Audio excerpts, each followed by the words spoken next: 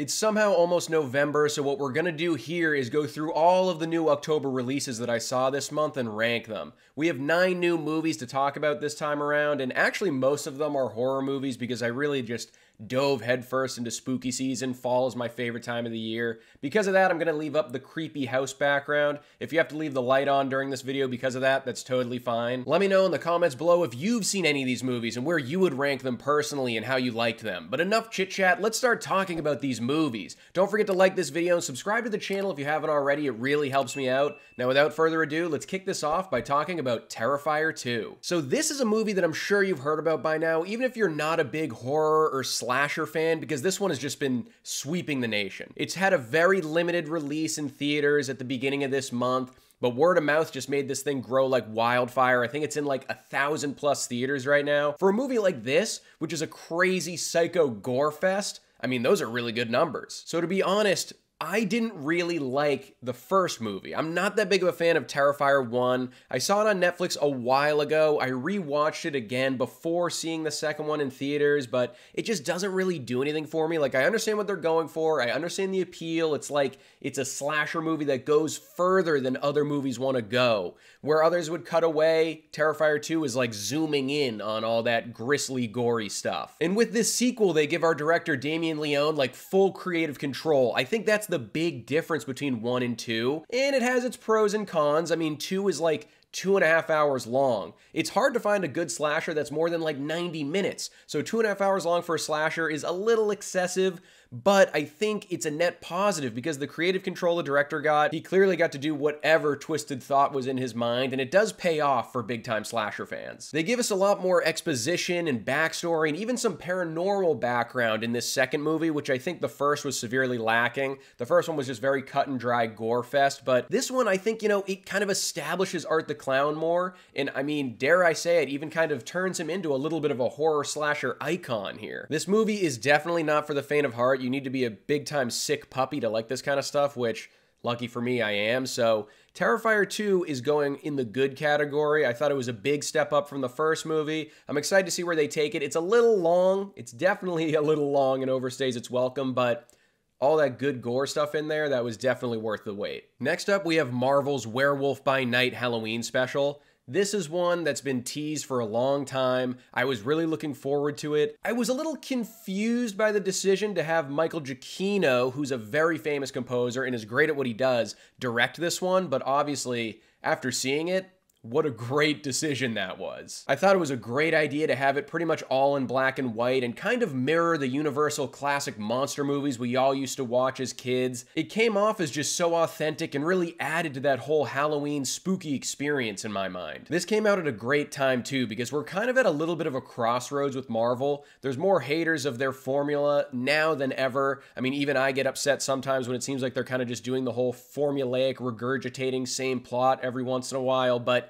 this proves we need more unique, creative, weird shit in the MCU. Because people loved it. It worked. So I'm hoping this means this is a sign to Marvel. We want more stuff like this. The performances from front to back, the visuals, the scoring, like it all just really worked well to the point that I kind of want this to become like an every year Halloween time watch in my household. Seeing these characters come to life that have been teased for a long time now, and I mean getting Man-Thing stole the show in this movie, and I think we're gonna see him more moving forward because big time fans of the character and the comic books know that he plays a role in the defense of the multiverse, so I hope that we see him again in future projects. Another reason it surprised me a bit is it actually has some good gore to it, which as Marvel fans, we know we've been asking for more gore in the MCU for a while now, and they actually delivered. I don't know if they just kind of gave it to us because it's black and white, so it's obscured a little bit more than if it was in color, but I was excited to see some like intense werewolf action in this one. One of the only gripes I have with it is that it is just a Halloween special. I wish it was a full-length movie, a fully fleshed out story. Like,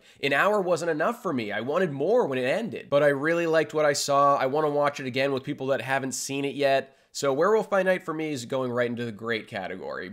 Huge fan of this one. Next up is Hulu's Hellraiser, and this is one that I was excited for a long time, especially when I found out that David Bruckner was attached to direct this one. I love his previous horror movies. The Night House and The Ritual are great. I think that he just has an awesome eye for these eerie and unsettling shots, so I was super excited to see what he was going to do with this Hellraiser franchise. And if you're a fan of these movies at all, you know that the series as of late has really gone downhill. The first one, if you ask me, is really the only legendary horror movie that we've gotten out of the franchise. There's a couple other ones that are fun enough, but the first one solidifies itself as an awesome staple horror movie, so I wanted to see if they could get kind of back on track with this new kind of revival of the franchise. And there were a lot of things I liked about this movie, but there were also a lot of things that I didn't really like.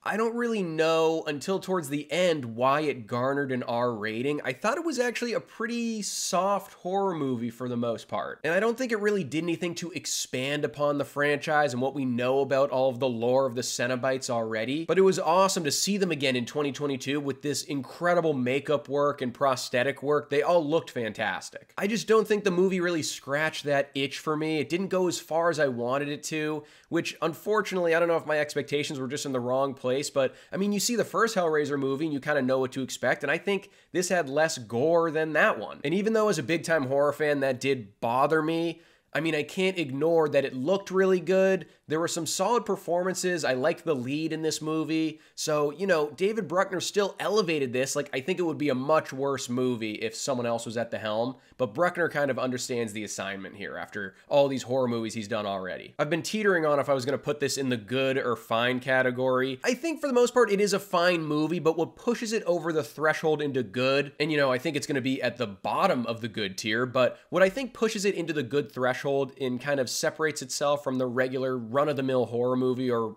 you know, is that the performances were solid. It all looks fantastic. The Cenobites looked great, you know, the prosthetic work, the makeup work. So it has that attention to detail above the usual run-of-the-mill horror movie. So I'm going to put the Hellraiser 2022 into the good category, but at the bottom. Next up is Deadstream, and this needs to be said right off the bat. I think this is going to go down as the most surprising movie of October. Like, I think the found footage horror movie genre, horror by itself already gets in trouble because people just say it's the same thing over and over again. Found footage is a subgenre that I think is just easily replicated. It doesn't cost a lot of money to do. People just can kind of put it out there and see what people think, and usually it's not very good. This movie is just revitalizing my hope that found footage has found its way again, because this movie is so goddamn funny, and it still has some genuine scares and creepy factor to it. If you don't know about this one, it's basically about like a YouTube social media influencer that did something stupid, so he kind of got canceled and lost all of his sponsorships and a lot of his viewers, and you find out more about that throughout the movie, but as his latest big jackass kind of stunt to get all of his viewers back, he's locking himself inside this haunted house for 24 hours. He just sets up all the cameras by himself. And if he leaves, he loses the challenge. He's probably going to lose his sponsors again, any money that fans are willing to pay him. So he's got a lot riding on this. He has to stick it out even if he gets scared shitless, and he does. So I will say, I think this movie kind of lives and dies on if you're able to get behind the main character. He can be super annoying because he's kind of satirizing the whole YouTube influencer persona. But if you're able to get by that and kind of just go along for the ride, I think you're going to be cracking up from start to finish, just like I was. Honestly, one of the most surprising things about this movie, other than it being actually funny, is that it was legitimately creepy and scary at times too. Like, I thought I was gonna get one or the other. It's either gonna be a comedy or a horror movie. Very rarely are these found footage movies able to mix both of those things together really well, but Deadstream does that. I'm really interested to watch the careers of everybody that was involved in this movie too. So the guy that stars in it also helped direct it and write it, and the person that helped him is his wife. So it's like a cool little duo entering onto the found footage horror scene. So I'm definitely looking forward to kind of seeing what's next for them. They actually put out a segment in VHS 99, which we're going to talk about later on in this video, but as of right now, Deadstream, I thought it was great. Very surprising. Most surprising movie of October. Definitely watch this one if you want to check it out. Next, we're talking about the Hulu original Grimcutty, and honestly, it should have been called Cringecutty because God, is this one hard to get through. If you haven't heard about this one, it's kind of like Slender Man, where this creepypastas going around in teenage circles and causing kids to do bad stuff like kill their parents or whatever. People keep listening to Grimcutty and parents are freaking out over it. They don't want any of their kids to use social media or have phones. And the more that the parents worry about Grimcutty, the more powerful he becomes, I guess. Honestly, the most frustrating part about this movie is that somewhere deep in there is an interesting concept. It was just executed so poorly. The direction is just so bland. The dialogue is awful. And the performances are just...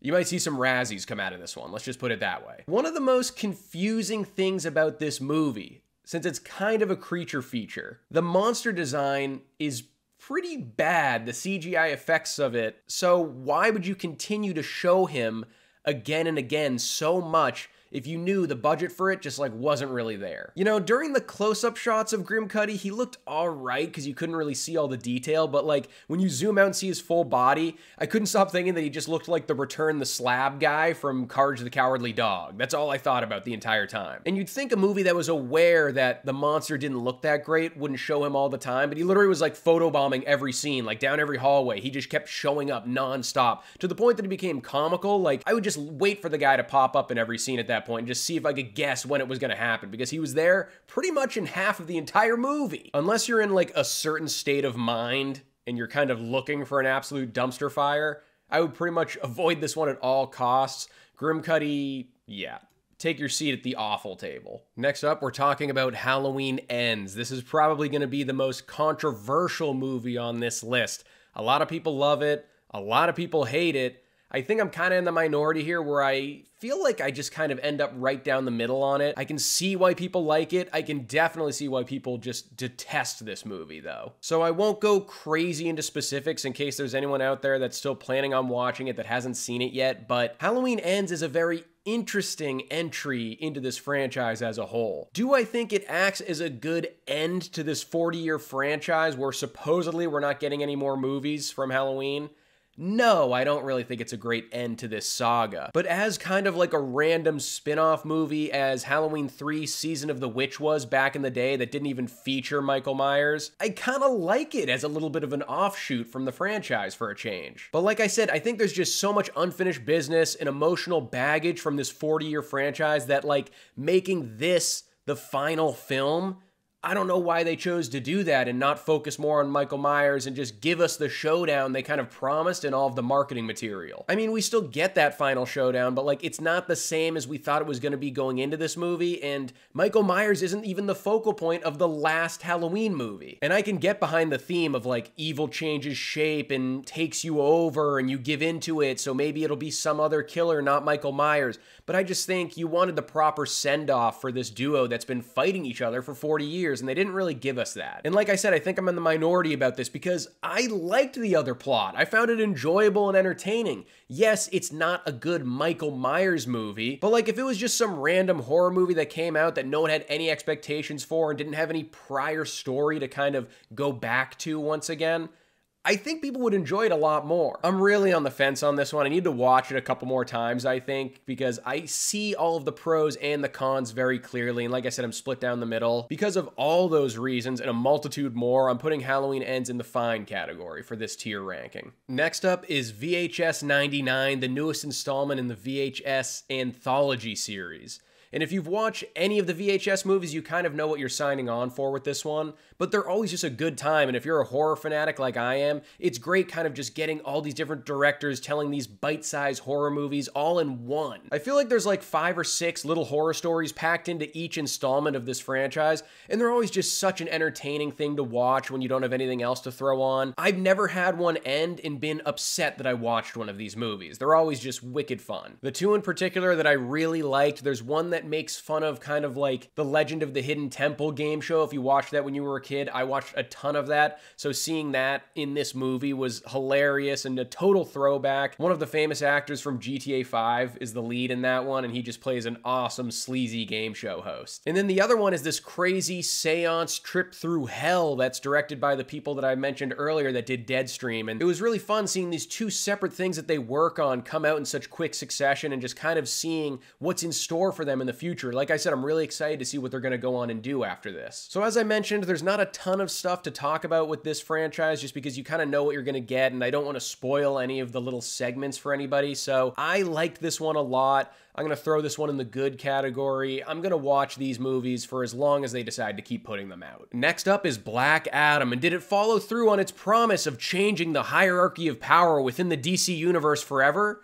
No, but it was a fun enough popcorn movie. I've already declared this one as the least boring movie of 2022 because it's just action from front to back. You're not going to see any old people falling asleep during this one. The real disappointment here was how much it was hyped up for years from The Rock that this was going to change the landscape of DC. And I think if you watch this movie and you see that post-credit scene, you'll get very hopeful about what's to come within the DC universe and probably what they're setting up behind the scenes. But this movie in itself isn't going to get you that pumped up, I don't think. If you take it for what it is pretty non-stop entertaining, and I thought Pierce Brosnan as Dr. Fate is one of the best comic book castings we've gotten in recent years. He just absolutely kills that role. He's magnetic, and he just eats up every line of dialogue. Say what you will about The Rock's acting ability, but Black Adam isn't really a dialogue-intensive role.